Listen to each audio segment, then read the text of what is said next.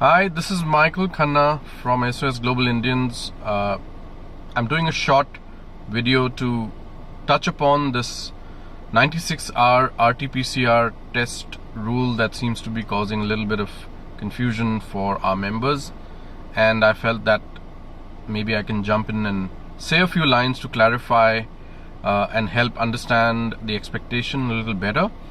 So the government has put out an expectation and an SOP that says that you need to take the RT PCR test 96 hours prior to departure from an overseas location to India. And most of the members have been following this process since it was introduced, where you back calculate 96 hours from your flight departure time, and within those 96 hours you take the RT PCR test. The government further says that once you've taken the RT PCR test within 96 hours, you need to upload the result of that test 72 hours before that departure time. If you cannot get the result till that moment, you need to upload proof showing that you've taken that RT PCR test, and then subsequently when you arrive in India, you need to show the proof as well as the result of that test to the officials who will then decide whether you are allowed for your onward journey or for home quarantine, whichever is the case, based on the fact that it would be a negative result. Of course, the expectation is that you would have a negative result. If you do not have a negative result upon landing in India, then you will be either allocated the health protocol facilities or the institutional quarantine facilities, whichever is the case that the officials decide. But assuming that you have a negative report, you will be allowed to proceed with your further journey or return to home quarantine, whichever is the case.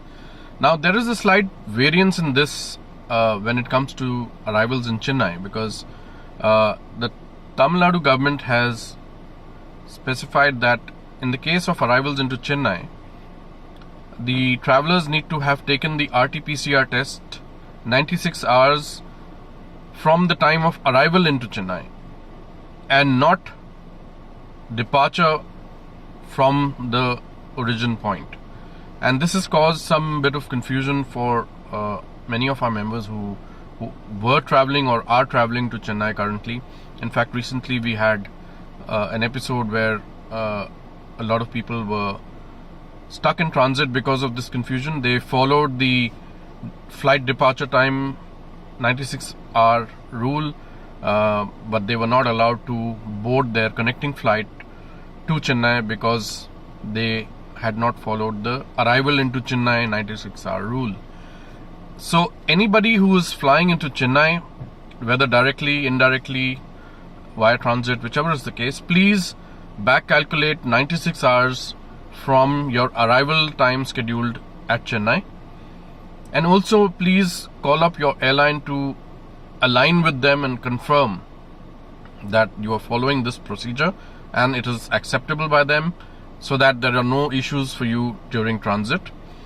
And once they confirm that everything is good, then you're all right. And for, of course, arrivals into other parts of the country, you follow basically the 96-hour from flight departure rule. I hope that clarifies and throws some light on this. If you need any further clarifications or if you need any guidance, you can always email us at sosglobalindians@gmail.com. Have a safe flight. Take care. All the best.